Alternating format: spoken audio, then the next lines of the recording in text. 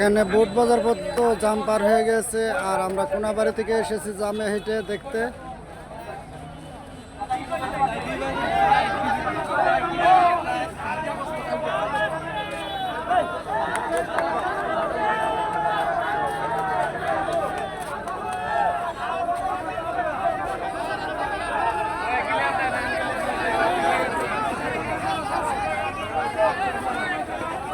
সব দাবি দাবা মেনে নেওয়া হয়েছে, এখন রাস্তা ক্লিয়ার হয়ে যাবে।